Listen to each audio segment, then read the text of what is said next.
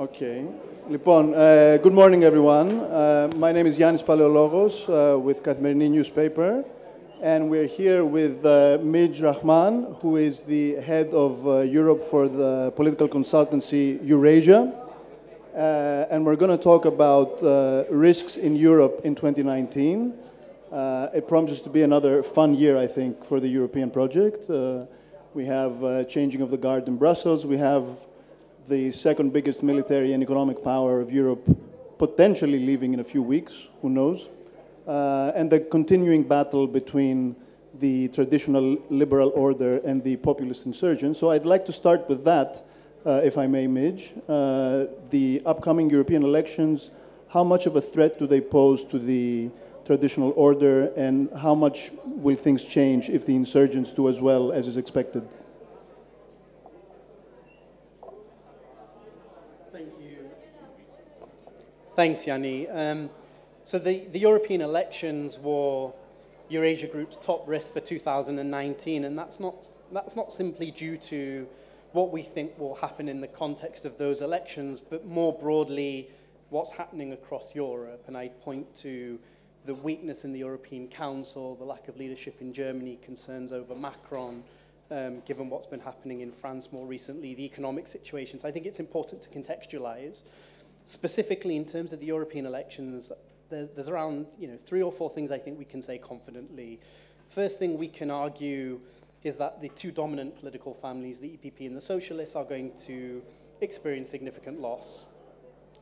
In parallel, I think we can also argue with a fair degree of confidence that populist parties are going to perform extremely well. I mean, the League may come in with 27 seats, that's shy of 2 of the CDU, who are likely to come in at 29 based on initial projections. If you look at the performance of the IFD, the Freedom Party in Austria, PiS, the Rassemblement National, the rebranded FN, we're going to see outperformance, I think, across all of these outfits. Now, at the same time, they won't achieve a majority. There's around a 270-seat buffer of the mainstream parties, so I don't think that number will be fully eroded.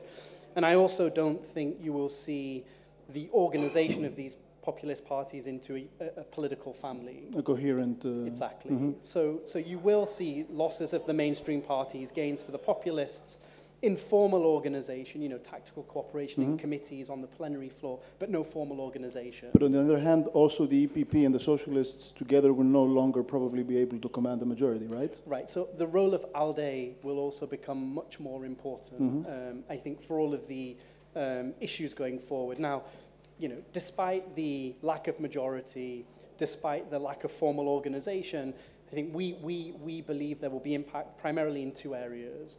One is what I'd call European decision-making. That's the ability, frankly, of Europe to agree to a new leadership. So European Parliament President requires absolute majority of the EP. Yep. If the 2 mainstream parties are divided, you have a blocking minority of the populist parties. When you're appointing commissioners to the new college, you require absolute majority of the EP. For approval of the entire college, absolute majority necessary within the EP. So you could get into a situation where the college, its political mandate, nomination of these commissioners becomes a very contentious issue. So that's something I think we should watch. Then in terms of policies, I think we identify 3 areas really where we're most concerned. One is trade. We think about the new European Commission, there will be a trade deal to be done on Brexit. UK will be a 3rd country. We'll talk about Brexit, I think. Will it? We'll talk about that. I'm quite constructive. I think there'll be a deal. So we'll be a 3rd country. Commission will have to negotiate a trade deal with us.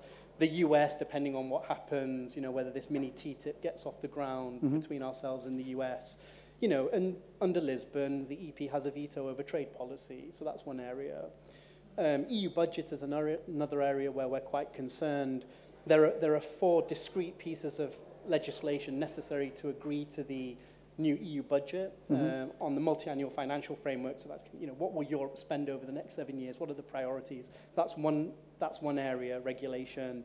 A second is how will those priorities be financed? That's a second area. The third is the need for the 3 institutions, Commission, Council, Parliament, to come to agreement. And then the fourth is rule of law.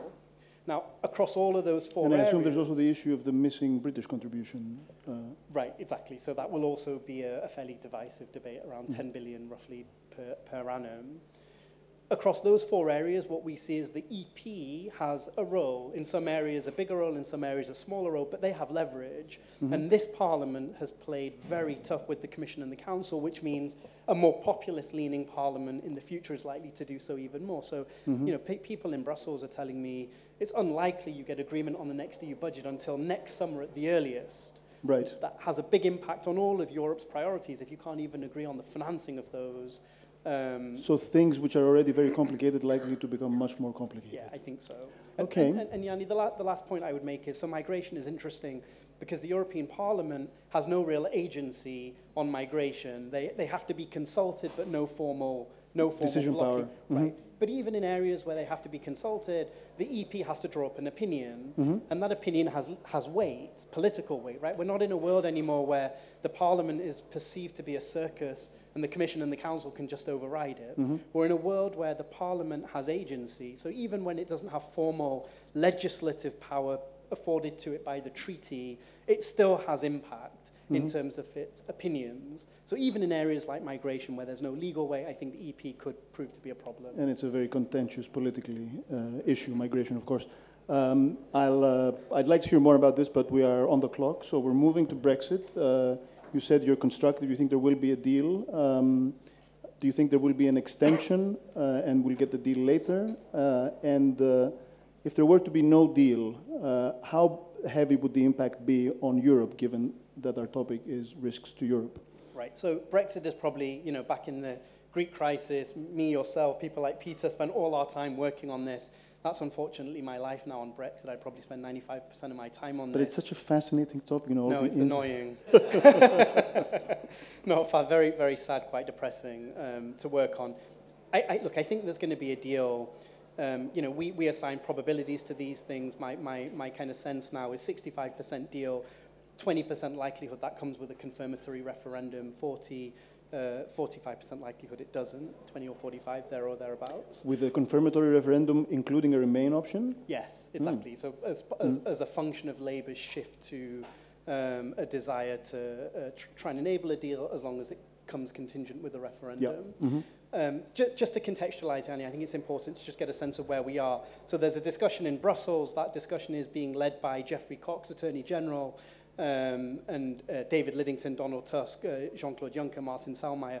Purpose of that conversation is for a piece of paper to emerge that allows Cox to argue UK will not be stuck in the backstop indefinitely against its own will. That's the purpose of that discussion in Brussels. Now, I think there is a gap between what Europe wants to deliver and what the UK is asking for. You know, we wanted a time limit. Europe said no. We talked about alternative arrangements on the border to ensure north-south border remains visible. Once we're a third country, Europe said no because they don't believe the technology exists. Now the focus is on an exit mechanism. It doesn't exist, right? Doesn't exist. Doesn't exist and won't for the arguably foreseeable future. And then the third issue, which is now where the conversation is focused, is on an exit mechanism. Now, it can't be unilateral, but there will be some form of words, a paper that emerges, I think, that will allow Geoffrey Cox to come back to London and say, you know, we're not going to be stuck in this horrible institution forever. Now, that's important. You know, there's a lot of questions and concerns that discussions in Brussels aren't going well. He won't get anything that substantial, and as such, he won't be able to soften his legal advice. We read the political economy differently. You know, Cox is very close to Theresa May, central to the Number 10 operation. I find absolutely inconceivable that he doesn't come back with different legal advice, because if he, you know, if he doesn't, he's essentially admitting his own negotiation in Brussels has been a failure. And meanwhile, politically in the UK, we see that the hardcore Brexiters, the ERG, are beginning to soften their stance. Right. So a lot will. So you know, if Cox does soften his advice, the more interesting question is not whether he softens. I think he will. The more interesting question is, does that build a majority? Does that enable a majority in Parliament? Because a lot of people are looking at that advice to determine how they're going to vote. Now, as you've correctly said, we think there will be politically a majority for four main reasons. First reason, leadership of the ERG, European Research Group, far-right part of the Tory party, is softening.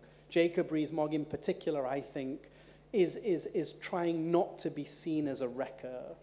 he tried to engineer a vote of confidence in Theresa May late November, early December. He failed. He got, I think, a bad rep on the back of that. So he's being a little more emollient. Now, this is not a homogenous bloc. His deputy, Steve Baker, Marc Francois, will vote against any deal Theresa May brings home because they want no deal. So it's not a homogenous bloc. There are divisions. But I think at the leadership level, Rees-Mogg's level, he's going to move. Second point is ERG has received legal advice that stipulates a codicil, which is the piece of paper Geoffrey Cox is trying to achieve in Brussels, will have equivalent legal weight to the withdrawal agreement. And because they believe it will have equivalent legal weight to the withdrawal agreement, they're softening on their request that the treaty is reopened and the withdrawal agreement is amended. So that's the second factor I think is important. The third, as you've correctly said, is Labour. Right, so Labour has evolved its position. We can debate how real or not that evolution is, but the point is the fear that an extension results in a referendum that ultimately doesn't deliver Brexit is enough to migrate, I think, a lot of Tory rebels into Theresa May's camp. So the impact of Labour's policy is to move people into the government column. Right? And the fourth thing I'd point to is the DUP.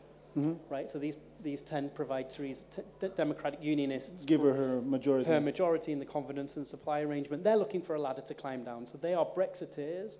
They want to deliver Brexit. They just want to deliver a soft Brexit because they want no regulatory borders or customs borders between England, Scotland, Wales, and Northern Ireland. And only single market customs union membership will do that. So they are aligned with the ERG in the sense they want to deliver Brexit, but they are opposed to the ERG on the type of Brexit they want to deliver. Yeah.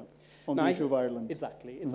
Now, I think those four reasons are really what's driving my view, my base case that there'll be a deal. The key question, as you started out arguing, is the question of timing. Now, there is a small possibility it happens next week.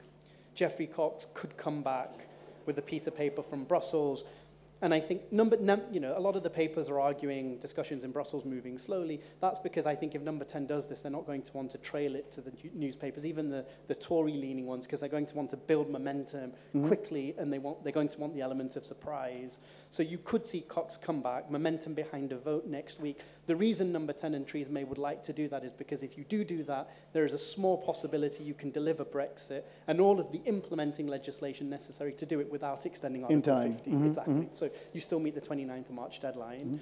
Assuming I'm wrong, assuming that doesn't happen, and I don't think it will, then I think it's more likely you get the deal in June, not the 12th of March, because I do think you need that cliff edge to mobilize Labour rebels and moderate Eurosceptics to support the deal. I think it's clear from the previous discussion that you have spent a lot of time on this. We can move on to Italy, which I guess the big question on everyone's mind concerning Italy is, can things go badly enough there to cause a new euro crisis?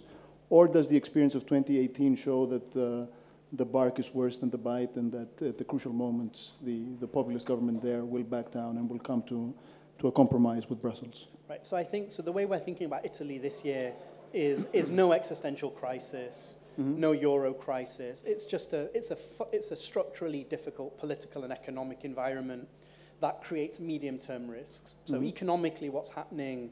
2 quarters of negative growth. They're in technical recession. All of the institutions, European Commission, have revised down their growth forecasts. I think 0.2 this year, 0.8 next year.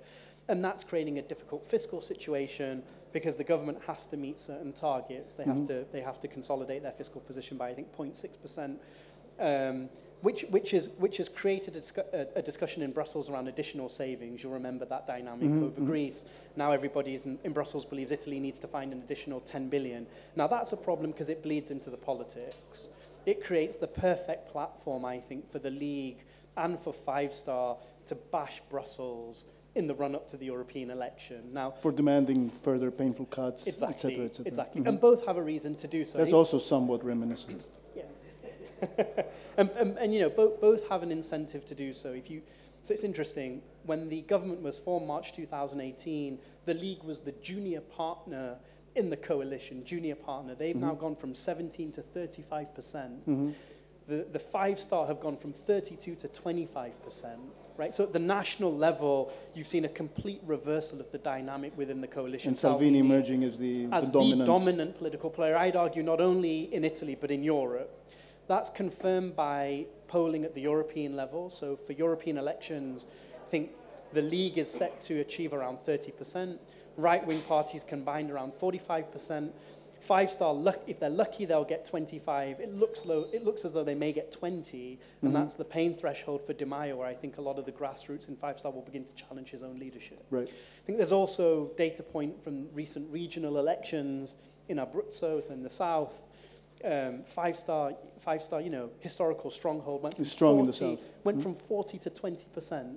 And the league achieved around 27.5%. So you take all these data points together, there's a tremendous amount of competition within the coalition.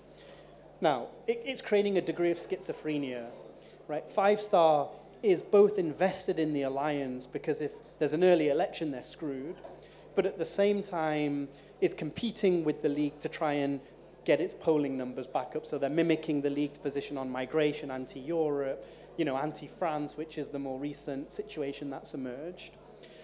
The tension for the League, there's also a tension for the League, right? The League has a submissive coalition partner. It's been a great deal for Salvini. These guys have proved to be completely pliant, submissive, an easy coalition partner to work with. But he also wants to be the hegemon of a right-wing coalition. So he's also looking at polling numbers and trying to understand at what point does an early election make sense that will allow him to rule over a partnership, hopefully with the brothers of Italy and excluding Forza Italia. But respecting Europe and given that he's emerged as such a dominant figure, what is his end game? Does he want a full-on clash, or does he want to? Right. So so I think structurally, Italy is heading to a scenario where we are going to end up with the Salvini prime minister. Right. Question is when there'll be an early election. We have that at 25% now. Probably goes up to 40% second half of the year.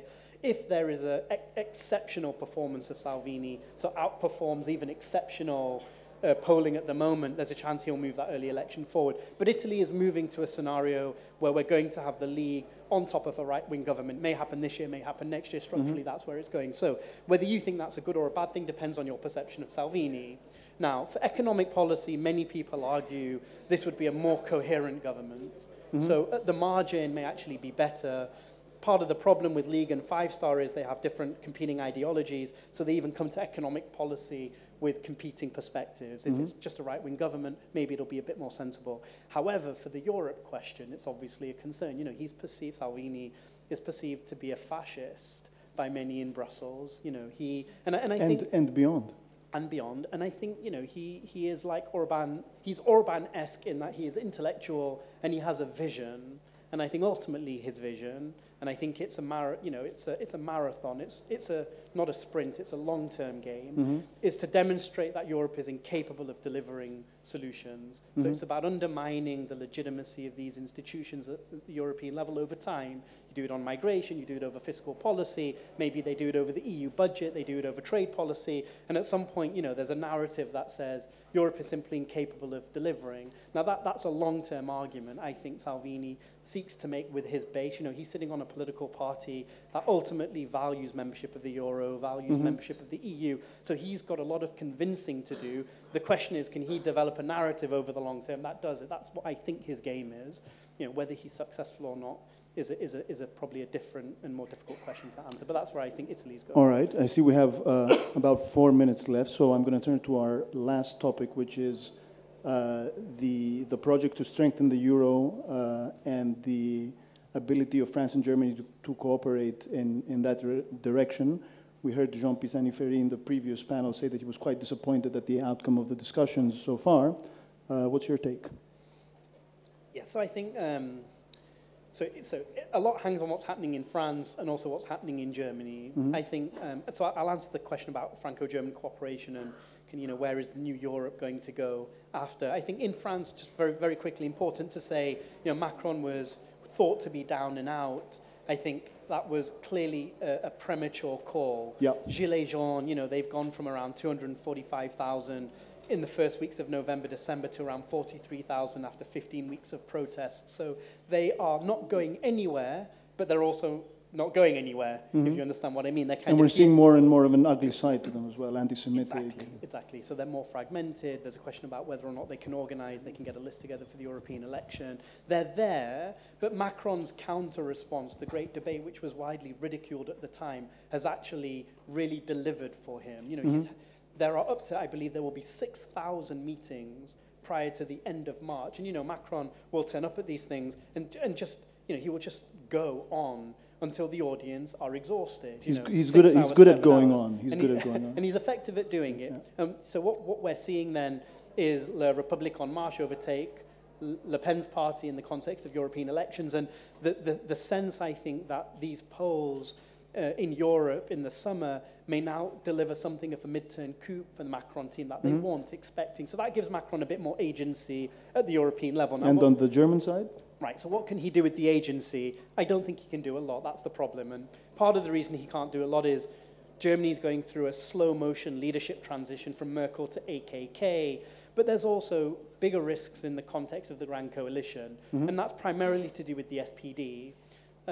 You know, there's a challenging set of regional and European elections in Bremen. The European polls look terrible for the SPD, and I think anticipating a backlash from SPD delegates, the SPD leadership is beginning to demand policies that they know the Grand Coalition can't deliver. And I think what they're trying to essentially do is create a context whereby they can exit the coalition. Right. Now, the CDU is arguably doing the same thing, right? Challenging economic environment in Germany. They're looking for things like corporate tax cuts, not part of the coalition agreement. So you're in a situation where both parties, I think, are creating a context where they have legitimate reasons to exit the coalition, which means you could potentially be looking at either a minority government, early election, or a formation of a new coalition government. Basically, there's political change in Germany coming either this year or next, and all of that subtracts from a willingness to do meaningful things with the Macron long-term team. planning. Exactly. Now, you know, there's a big question about European leadership. You know, a year ago, we were all, you know, running around quite excited about the notion of Lagarde at the European Council, Merkel at the European Commission, you know, some fantastic tag team that stands up to Donald Trump, you know, reinvigorates the transatlantic alliance and all the rest of it. You know, of course, we're moving into a more realistic scenario now where, you know, with Macron somewhat strengthened, but you know, still with a difficult situation at home, Merkel completely rudderless, offering no leadership at the European level, we default again to a set, not of third-rate candidates, but candidates that are, you know, not visionary. Who am I talking about? People like Michel Barnier, who is now, I think, the favourite in Brussels to be the default candidate for Commission President. You know, contenders for the European Council could end up on the slightly more positive side, people like Rutte, but also you could end up with more, you know, questionable folks with less compelling credentials. Less political weight. Yeah, and I think that in turn, of course, then travels into the mandate. What can they do? You know, not much convergence on things like the euro area, maybe a minimal budget, question about whether they do it in or outside the treaty, but nothing really else. And maybe some convergence on industrial policy to build national champions, but that's about it. You know, that's hardly a compelling narrative in light of all the challenges Europe is facing. It's kind of, yeah. Exactly. We'll end on that note. Mitch, thank you very much. Thanks very much. Thank you.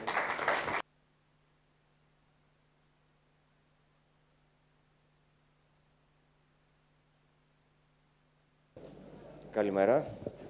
Ευχαριστούμε που είστε εδώ. Θα αποφύγουμε τους ορισμούς και τις εισαγωγικές παρατηρήσεις. Το θέμα είναι ο ευρωσκεπτικισμός. Έχουμε 20 λεπτά. Αν μπορούσαμε να το λύσουμε σε 20 λεπτά, νομίζω δεν θα ήταν και τόσο σοβαρό το πρόβλημα. Professor will do it in Greek and in English. Okay. I will speak with Ms. Kefalogianni in Greek and with you in English. Okay. It's okay. Okay. Θα ξεκινήσω από την κυρία Κεφαλογιάννη.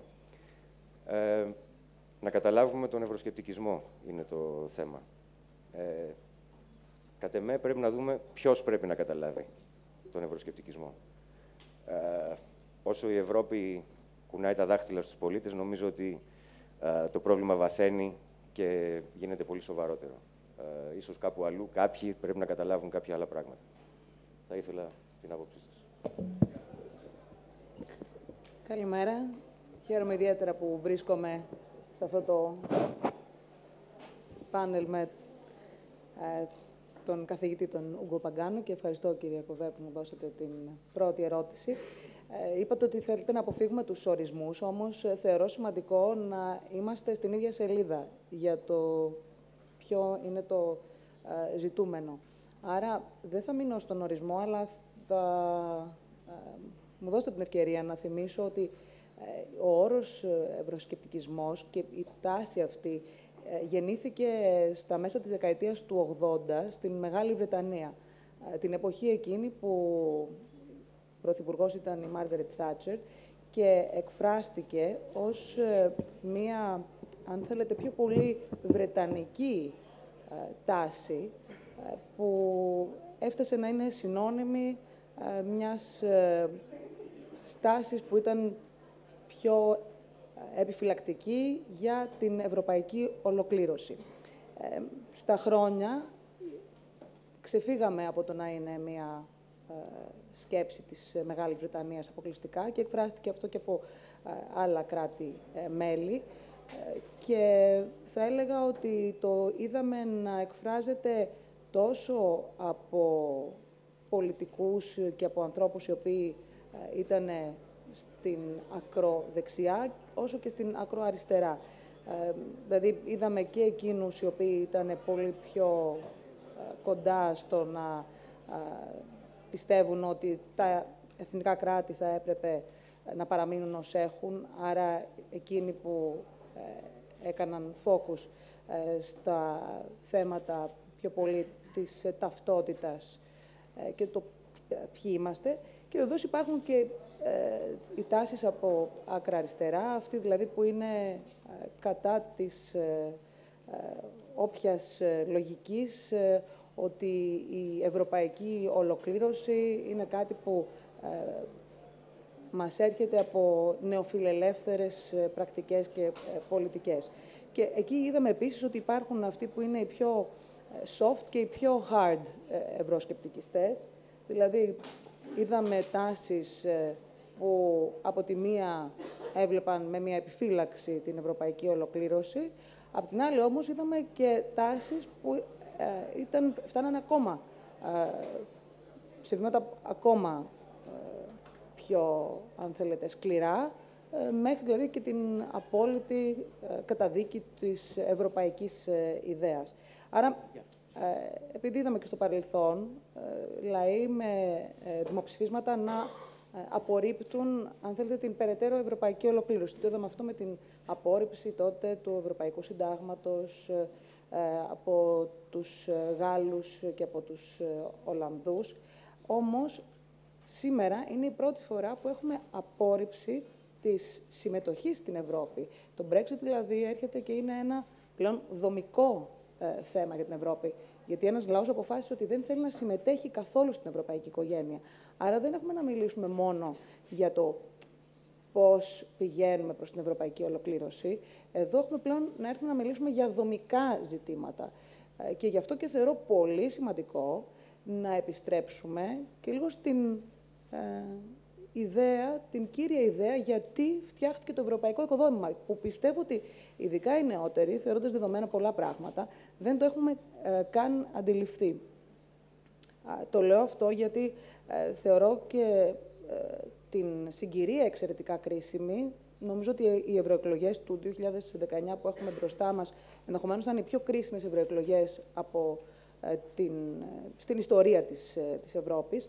Και εδώ νομίζω ότι έχουμε αφενός αυτό που λέμε γραφειοκρατία των Βρυξελών, η οποία πρέπει να συνειδητοποιήσει ότι δεν φτάσαμε τυχαία στο να μιλάμε πλέον όχι μόνο για τον ευρωσκεπτικισμό με την έννοια του πώς βαδίζουμε προς μια ευρωπαϊκή σύγκληση ή ολοκλήρωση, αλλά πλέον πώς βλέπουμε ενδεχομένως και την απόρριψη μιας ενιαίας Ευρώπης. Και εκεί βεβαίως θεωρώ όλο αυτό που έχουμε συζητήσει πάρα πολλές φορές, ότι η γραφειοκρατία, οι μονόπλευρες πολιτικές λιτότητας, αυτό που είπατε εσείς, το να κουνάει το δάχτυλο η γραφειοκρατία των Βρυξελών στις χώρες και στους πολίτες, κάτι που εμείς ειδικά στην Ελλάδα το έχουμε υποστεί και το έχουμε νιώσει ακόμα πιο έντονα. Νομίζω ότι αυτοί είναι σίγουρα οι πρώτοι που θα πρέπει να αντιληφθούν ότι υπάρχουν περιφερειακές και εθνικές ιδιαιτερότητες και ότι θα πρέπει να δουν περισσότερο ότι πρέπει να υπάρχει μια πολιτική προσέγγιση στα πράγματα και όχι τόσο τεχνοκρατική. Απ' την άλλη, θα σας διακόψω εδώ και θα επανέλθουμε. Ναι. Κρατάω αυτή την απάντηση. Να ολοκληρώσω μόνο ότι και εμείς ως πολιτικοί όμως θεωρώ ότι θα πρέπει να αφιερώσουμε περισσότερο χρόνο στο να μεταδώσουμε αυτό το μήνυμα ότι το μεγάλο στίχημα της ειρήνης και της προόδου στην Ευρώπη είναι αυτό που ξεκίνησε όλη την ευρωπαϊκή ιδέα και είναι και αυτό που και σήμερα ακόμα είναι ζητούμενο. Ευχαριστώ πολύ. Θα επανέλθουμε σε λίγο σε αυτό. Professor, you somehow are connecting Euroscepticism with public debt, as I've read. I would like you to explain where's the connectivity between the two and Yes. what's Well, in fact, what's to happen from now on. Yeah. In fact, I thank you very much for giving me this opportunity to speak at this forum, because I wrote about this connection about 3-4 years ago, and I feel that this connection is not very clearly understood, and it's a big problem for Italy and for Greece.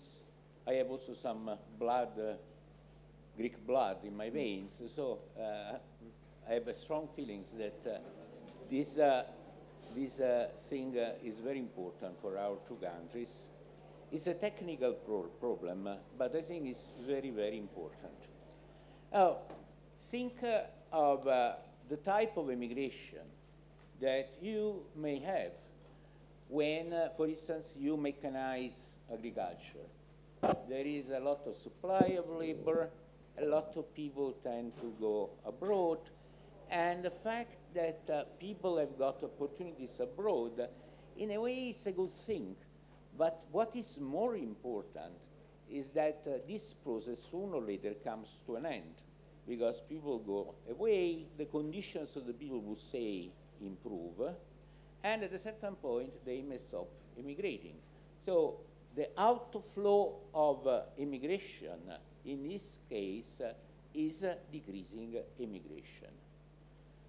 Take another type of immigration, that is the one we are suffering from, Italy and Greece. It's a different type.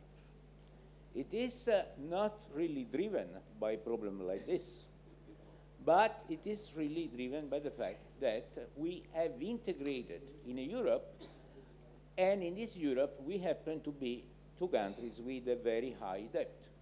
What does this mean, to have a high debt? Well, it means that you have got lower salaries, worse conditions of living, poorer social services, and so on. So for this reason, you can somehow cancel your share of debt and emigrate and go abroad. So, in fact, you pay for the debt because you are a resident of a country, not because you are a citizen of a country. So by moving abroad, in a certain way, you cancel your Greek or Italian debt, and you become somebody who has to pay, for instance, for a German debt that is much lower. And you may even become a creditor of your own former country. Now, this type of immigration has got a different quality. First of all, it drains resources and drains the best people and impoverished countries. That is the first problem. But what is not understood, that the nature of this process is completely different. Why? Because now, when some people who have got better opportunities abroad have gone away, have emigrated, the debt, the burden of the debt for each individual is higher. So there is an even greater incentive The per capita debt. the per capita debt becomes higher. So now there is an incentive for the next group of people with good opportunities to immigrate, and so on. So there is a snowball effect. And there is no tendency, to some, our economists will call it an equilibrium, to a moment where this process comes to a rest. And, or it may come to a rest when there is basically the economic desertification of some areas of the country. So this is a big problem, because in this case, the outflow of immigration may increase immigration, completely different from the other process. Now, these things is poorly understood people confuse movement, of the two types, and there should be an understanding at European level of this problem, because if there is not, we may have really a big increase in Euroscepticism. Of course, I agree very much with what was said before, and in fact, I agree that there are other problems. Somehow they are connected. There is not somehow a vision. There is an erosion of the values. The young people do not understand the reasons why, in the first place, we got the European Union, how important was for European peace, and so on. But this fact, that the economic aspect and this dynamics is so poorly handled is really endangering all this construction that is so important for peace, politics, and integration. Okay. Thank you. It's not a strange thing that young people don't understand, because as I see it, in the beginning we had the vision of the European Union itself. On the road we had Maastricht, then we had monetary union, then we had the enlargement. Nowadays there is no vision for Europe. At least that's how many young people see it. But as we said, it's a huge topic and we won't have the time for all of it. Θα ήθελα από μία ερώτηση τελευταία στους καλεσμένους μας. Κύριε Κεφαλογιάννη, επειδή κάνατε μια αναφορά ήδη, έχουμε τις ευρωεκλογές σε 3 μήνες από σήμερα, λιγότερο. Πόσο σοβαρό κίνδυνο βλέπετε να μην έχουμε καταλάβει στην Ευρώπη ακριβώς που βρισκόμαστε και στις 26, στις 27 Μαΐου να βρεθούμε σε ένα περιβάλλον εντελώς διαφορετικό. Κανείς να μην μπορεί να μην συνομιλήσει με κανέναν ή δυνάμεις που θα βρεθούν στο Ευρωκοινοβούλιο και θα κρίνουν και τη σύνθεση των οργάνων της Ευρωπαϊκής Ένωσης να έχουν μια πολύ διαφορετική ισχύ από αυτή που έχουμε σήμερα κατά νου. Συνδέεται και με αυτό που λέγαμε πριν, γιατί ήθελα να καταλήξω ότι και οι πολίτες από την πλευρά τους θα πρέπει να είναι πιο ενημερωμένοι. Βεβαίως και οι πολιτικοί πρέπει να ενημερώσουν καλύτερα τους πολίτες. Και εδώ θέλω να σταθώ, επειδή μιλάμε για εκλογές, για τις ευρωεκλογές εν προκειμένου, ότι είχαμε δει και το 2014 ότι υπήρχε πολύ μικρό ποσοστό συμμετοχής των Ευρωπαίων πολιτών στην διαδικασία. Και αυτό, αν θέλετε, είναι άλλο ένα στοιχείο που πρέπει να το λάβουμε υπόψη μας. Δηλαδή, η μη συμμετοχή των πολιτών κάτι δείχνει και αυτή. Και βεβαίως το θέμα είναι τελικά ποιος κινητοποιεί τους πολίτες για να ψηφίσουν και αν τελικά οι λαϊκιστικές φωνές, που τις έχουμε δει και στην Ελλάδα, ότι έχουν επικρατήσει τα τελευταία χρόνια, θα επικρατήσουν και αυτή την φορά. Εγώ θέλω να ξαναγυρίσω στο θέμα του οράματος της ενιαίας Ευρώπης, δηλαδή το ότι στηρίχθηκε πάνω στην προσπάθεια για πρόοδο, ανάπτυξη, ευημερία ολόκληρης της ευρωπαϊκής οικογένειας. Θεωρώ ότι ειδικά στην Ελλάδα με την οικονομική κρίση και το μεταναστευτικό και κυρίως την επικράτηση πολλών λαϊκιστικών φωνών, όπως των κυβερνώντων, μας έχει οδηγήσει στο να έχουμε ως Ελλάδα μία στάση πιο επιφυλακτική όσον αφορά στην Ευρώπη, ενώ ήμασταν παραδοσιακά ένας λαός που δεν ήταν ευρωφοβικός. Θεωρώ ότι τα ωφέλη στην Ελλάδα ειδικά είναι μεγαλύτερα από τις αδυναμίες παρά τις πολιτικές λιτότητας που μας έχουν επιβληθεί τα τελευταία χρόνια.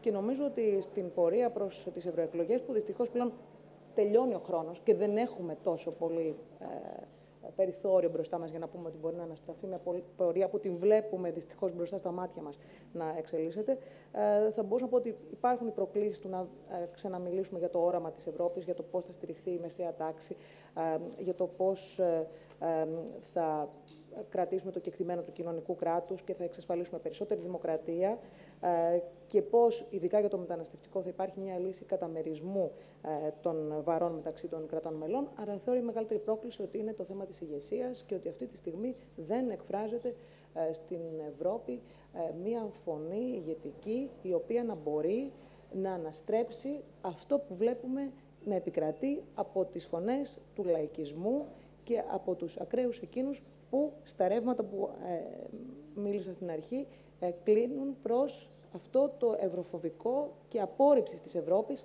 και όχι απλώς ένα ευρωσκεπτικισμό που έχει να κάνει με το ποια είναι η πορεία μας και πώς θα πρέπει να βαδίσουμε προς μια περαιτέρω σύγκληση. Ευχαριστώ και παίρνω αφορμή από το τελευταίο που είπατε για την τελευταία ερώτηση στο καθηγητή. Salvini is most likely to win the European election in May. And if this happens, he will become one of the most powerful leaders in Europe. At least that's what the polls show now.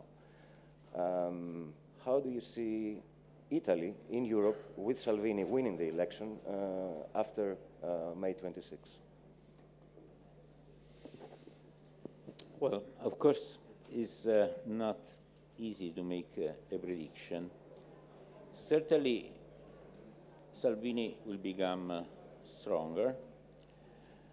But in the end, Italy is a complicated, well-balanced system. It's, you know, the President of the Republic has got a lot of power. And there is a very independent judiciary. You know, Salvini, you know, really had to have the parliament defending himself for defending Salvini from prosecution because of this fact that he was holding the immigrants on a ship, you know, and that was something that the judiciary thought that was a restriction of freedom. So I think that, yes, there will be a change, but in a way, the Italian constitution is done in such a way that you may get a strong leader, but the limits on this leader given by the constitution are fairly binding. And this may be a bad thing in times when you want to make decisions. Okay, so people were complaining about that. But the Italian constitution has really been made to handle bad situations. It's, you know, it's not, it's been done after the war. It's a bit also like the German one that has got coalitions all the time. They don't want to have a strong leader. And like the American Constitution that has got a lot of check and balances, you know, a majority and Trump, you know, there is a Trump, but, you know, he's prosecuted while he's in power and so on. So you have to, yeah, I think that it would be, for instance, much more dangerous if a Salvini, a Le Pen wins in France. Okay. Then that person would have all the power. This is not going to happen in Italy. Okay, this is an optimistic view. Let's see. Let's wait and see. No, pessimistic maybe, because No, that may no. happen. If there's a constitution with checks and balances that keeps things, bad things from happening, that's something. So we have to end. Our time is up. Ευχαριστούμε πολύ. Δεν ξέρω πόσο φωτίσαμε κάποιες πτυχές. Θα υπάρξουν και άλλες συζητήσεις για το θέμα.